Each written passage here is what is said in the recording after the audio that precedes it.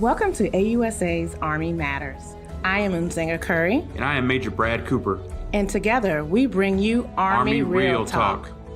Major Cooper, I am so looking forward to today's discussion since we have special guests from the Arlington Recruiting Station.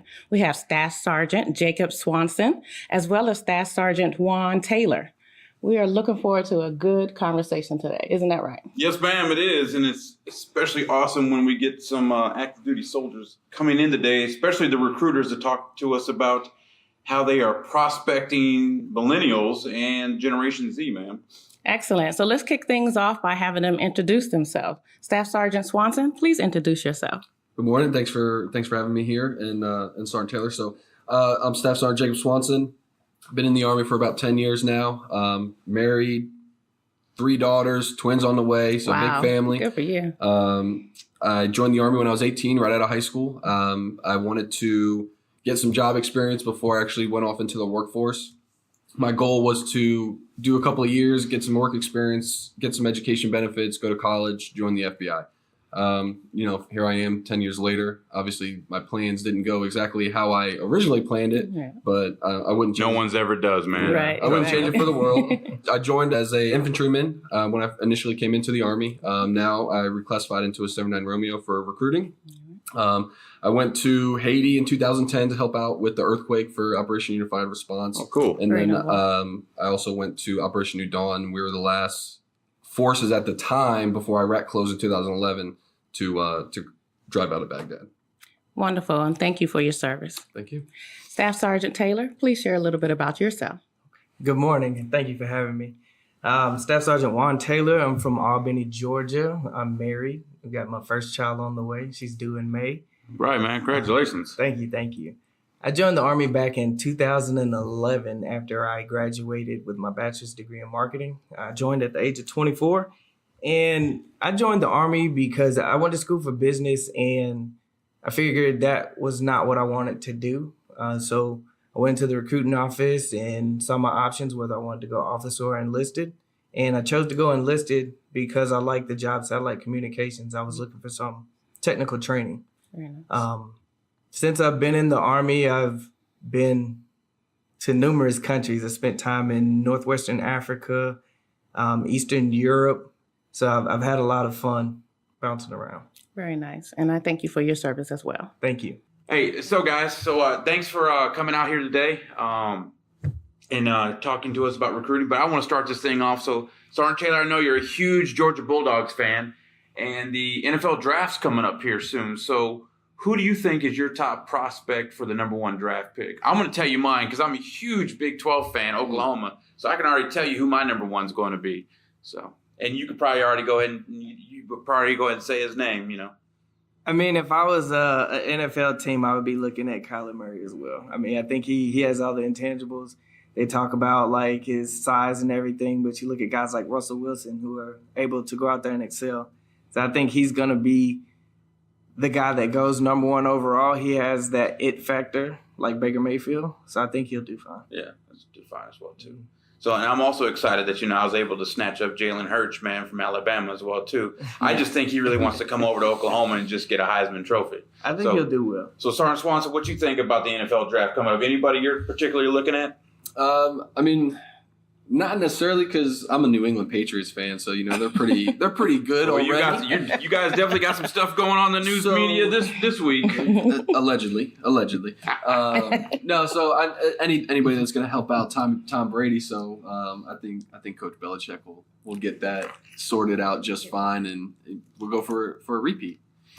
Yeah, I mean, I can't complain. I mean, some folks are, sick and tired of seeing the Patriots in the Super Bowl, but I mean, you can't. And Tom Brady is the greatest of all time. I will go on record and say that. So they are.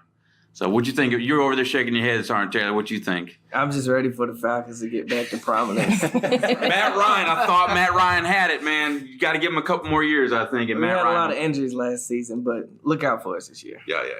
Matt Ryan's good. So. Okay. Enough about that football talk, especially if you're not going to talk about Dallas Cowboys. Let's get into the show.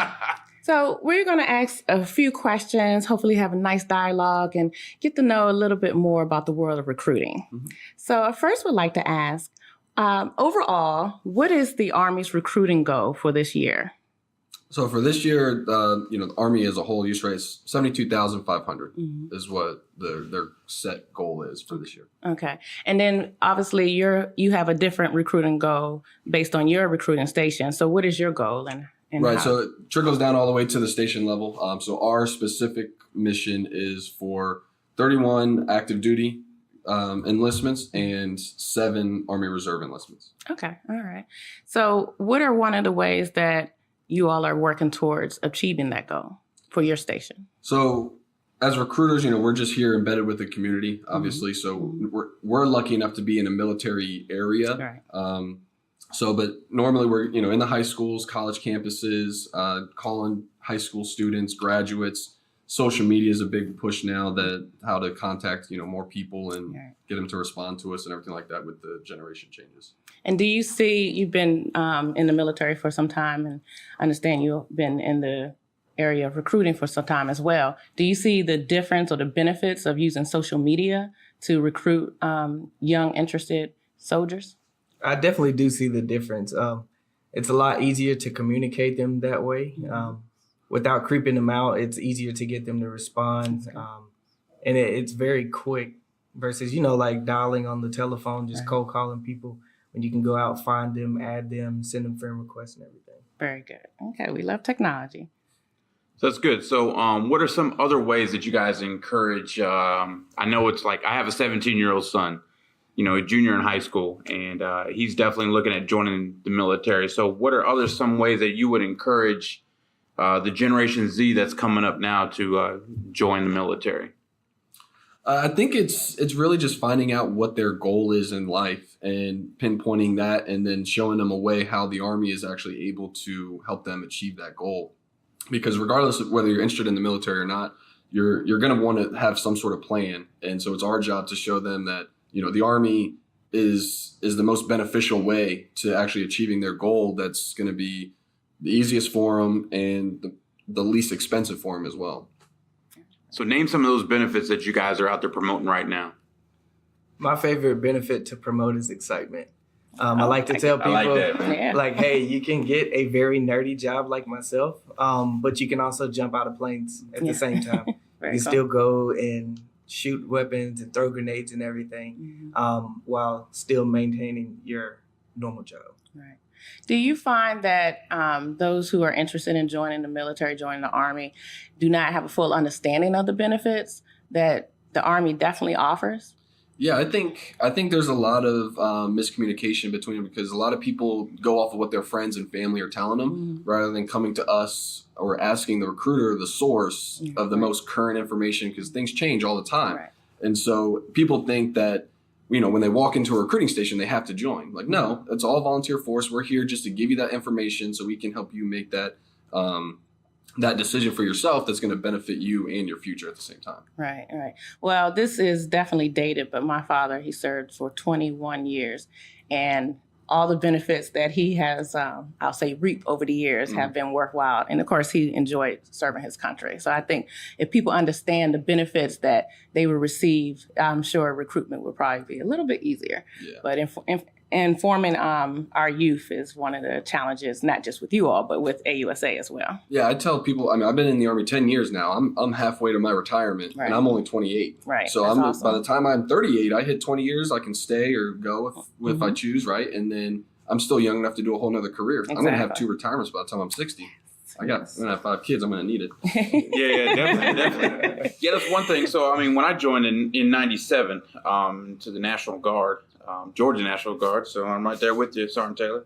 I mainly joined for the education benefits. The National Guard gave me a 4-year degree, then that's how I went on to the ROTC program and became an officer. But it's definitely been worthwhile and beneficial. And then now, you have your 9/11 bill and your GI bill, and you can pass that along to your family members. Right. So, yeah, I think most people think that the education benefits are only start when you get out of the Army. But I've done all of my college since I've been in. I've done associates, I've done my bachelor's, and I'm halfway done through my master's right now too. Very nice. All since I've been in the Army. Right. That's very nice.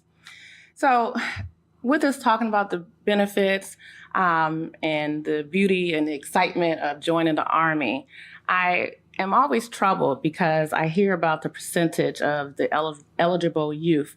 Only 30% of our youth between 17 and 24 are eligible to serve, whereas we have 70% that just cannot serve. So you have this small niche, 30%, and they are eligible to serve in obviously different branches, go to college and things of that nature. How do you work past that obstacle? So I think that number is so high because when you look at our regulations, yeah, you might be disqualified for that, but they grant waivers and exceptions to stuff like that aren't going to hinder service, right? So that's how the Army is able to overcome it, because they do allow medical waivers for things that aren't serious or are going to hinder somebody's service. So that's really the main thing. And then obviously just kind of, I don't want to say judging people, but looking at them head to toe just to kind of get a pre-qualifying sense if they're actually going to be, if they're going to be able to process or not. Okay, very nice. All right. So I'm also interested, you with your almost 5 children and you with your almost 1 child, what do you say to other parents? I'm assuming your children are young, but what do you say to other parents that are like, oh, Army is great. We love the military. We love that they serve and protect and all those great and wonderful things. But then they say, but not my child. I don't want my child to join the military, because they have this fear or this misunderstanding of what is involved when you join the military. So how do you combat that? Well, I always tell parents, I say, what your son or daughter, whatever they sign up for, that's what they're going to do regardless of where they're at. I've been in 7 years. I've never been to a combat zone. When I was out of the country, I was doing satellite communications. I may have lent a helping hand to do other stuff, but what I signed up for is what I've done. Right. Okay. So if your child doesn't want to do like a combat specific job, I would tell them to sign up for something in the service section. And that's really good for people to hear. Thank you for that. I think a lot of people don't realize that with the Army, you're able to actually choose based off your qualifications. Mm-hmm. So you're not going to be just thrown into the field and be like, hey, here you go do this. No, you're going to choose. And that's where us as recruiters, we sit down with everybody once they're qualified to make sure like, hey, this is what you're going to do, lay it all out for you. And so that way people don't think they are having some wool pulled over their eyes. Excellent. Very nice. So walk us through just I'm a prospect. I walk in the door. I want to think about joining the Army. So how do you guys take myself, and I'm 18 years old, I may be a little overweight. How do you guys take me through the entire process to get me qualified and get me shipped off to basic training? How do you do it, Sergeant Taylor? Okay. It all starts out with that interview. With my interview, I always tell people my Army story, my motivation for joining the Army. And then I try to get an idea of what they're trying to do. I always ask them, what do you want to be in 5 years? So then they'll tell me where they want to be. And then I give them a few different paths of how they can get there. Do most prospects walking in know what they want to be? Because I'm almost 40 years old and I don't know what I want to be yet when I grow up, to be honest. So they do not. And then, so I use the ASVAB to kind of help with that. So once they're test qualified and they come back and we sit down and we look at jobs and say, well, maybe you will excel in this area. And then they'll look at jobs and they'll think, hey, I never thought about doing that, but I'm qualified for it with the Army.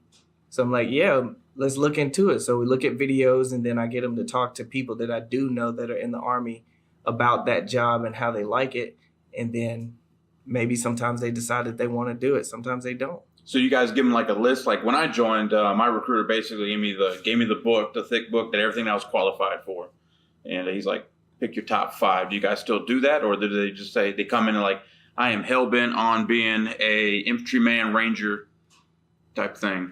We get a mixture. Some kids don't know what they want to do. Some are very, very direct, right? They have that one path they want to do. So that's where our job is to, show them that, hey, there might be this position, but look at the bigger picture too. You're going to see things that you didn't even think that were possible for you to do within the Army. And it might spark that interest that you didn't know that was actually there. So we like to have people have a couple of different choices. That way we can kind of get a good understanding of where they want to go, and that way we can help them the best way we can. So you mentioned ASVAB. First, what does ASVAB stand for civilians like myself? What is that? It stands for the Armed Services Vocational Aptitude Battery. Very nice. Okay, so what are the other qualifiers? In the ASVAB, that's what is that? A Streamline test? Yeah, streamline test. Thank you. And then you also have a physical test, correct? Yeah, so the physical, it's a medical physical. So Okay. there's not like a physical fitness test or anything like that to come into the Army, right? So it's a doctor just going over your medical history, going over the medical questionnaire that you and the recruiter would fill out, and just going in depth to make sure that there's no underlining issues that's going to prevent you from your service. Okay. So going back to, me walking in the door. So I had decided on my job. I want to be a Ranger. Got it. You guys check out my ASVAB scores and you see that I qualify mathematically and and all the other fun stuff with the ASVAB score. So what's next for me? So what's this MOS PT test that they have to take? Yes, so it's the OPAT. It's the OPAT. Okay. Yes. So it stands for the Occupational Physical Assessment Test. And basically, it's depending on what job you choose. So there's 3 different categories. Your more physical jobs or physically demanding jobs are going to be in the heavy category. So you have to qualify the heaviest. But there's 4 different events. So you have your standing log jump, you have a medicine ball throw, you have a standard deadlift, and then shuttle sprints. So Wow. So at least 3 out of the 4 are going to be on the new Army Combat Fitness Test. So that's pretty awesome right there. That's Right. good. Yes. That's great. So they pass this, and hopefully, they pass it to where they can be within this MOS. Then do you guys take them up the MEPS for all the medical stuff? No, so once you've taken your ASVAB and your physical, you're qualified for the Army. Okay. The occupational physical assessment test doesn't come until before you actually ship off to training. Gotcha. So you've signed your contract, you have a ship date, and then we do all of the the future soldier orientation and then the OPAT as well. So that is done before you actually ship to training, not during your enlistment process. So when I joined, we had this program called the Split Out program, where basically, I went to basic training after my junior year of high school, and then I came back, did senior year of high school, and then I went to my AIT is what they call it back, Advanced Individual Training, is what they call, or MOS job back then. Do they still have that program? Yes, they do. So they open it up to high school juniors going into their senior year, and then obviously college students like you were in the day. So we were able to actually work with a young man who's actually getting ready to go to his advanced individual training phase this summer when he did basic training last year. Awesome, cool. And then also, I'm assuming they also have the delayed entry program as well too, right? Yes. Okay. Awesome. That's good stuff. So they have a nice strategic path that people can take that prepares them or prepares new recruits for the Army. Very good. All right. So what are some of the stereotypes you hear from prospects that you would like to dispel today with folks coming in wanting to join? I'd say the number one stereotype that I hear is the Army's going to send me to war. Mm-hmm. And I tell people all the time, it's like, hey, man, I've been in 7 years and I've yet to go to a combat zone. Right. I mean, it's not by choice. It's just the way the cookie is crumbled for me. Right. Yeah. Is there different stereotypes among men and women? Like women say something different and the men are, or is it pretty much all the same? Yes, I do see a lot of women, they think that the Army is not for them. They look more to like the Air Force and the Navy, especially with the Navy and their medical jobs. And I'm like, hey, we have an entire medical corps with pretty much everything from veterinarian food specialist to operating room specialist. Like it varies. What other type of stereotypes you guys hear? I think specifically as recruiters, people tend to not want to believe what we have to say because they think that recruiters are just going to lie to them, everything like that. But what we do, especially within our office here in Arlington, we show them in black and white, so that way, like, hey, I'm telling you this, but here's my validation as well. Mm-hmm. So we like to debunk that myth that, hey, all recruiters are going to lie to you or anything like that, but we're just here to help. Right. That's our goal, is to make sure that we get you on the path that you want to go to and show you how the Army is going to make it happen. Maybe I've been immersed into the military a little bit too much, but I'm thinking, of course, the Army recruiters are telling you the truth. So I would like to end by having either both or one of you share one of your favorite recruiting stories. So one of mine took place about 1.5 years ago, and it started out even before that. So there was a young man from here in Arlington. He was a football player at Yorktown High School, and he was a lineman, so he was a really hefty guy, right? So I think he ended up losing close to 100 pounds while we were waiting for his medical documents to be reviewed by the doctor and everything like that. So he lost over 100 pounds. He would come out and work with us every day and come to future soldier training, everything like that. And then when he finally joined, he ended up coming in as a 25 Bravo, 25 uniform. And so he went to Korea, had his first overseas assignment. Now he's back stateside, came back in, still looking like he's in real tip-top shape. And so that was one of my favorite ones, just to see that journey and that process unfold throughout the time. That's very cool. I would say my favorite success story was with an officer candidate. He wanted to join because his father had served in the Army and his father was killed in action, and he actually had a camp overseas named after him. So he wanted to continue the legacy. So it was a very good experience to help him get to his goals. Yeah, that's actually touching. Very nice. Yes. Okay. Well, we thank you very much, both of you, for coming out and discussing the Army recruiting process and stories. We are excited about pushing this information to our listeners because a lot of times there are some misconceptions about why you should or should not join the Army. And again, I'm, immersed in the Army. I love the military. My father would say that, or does say that, the Army saved his life.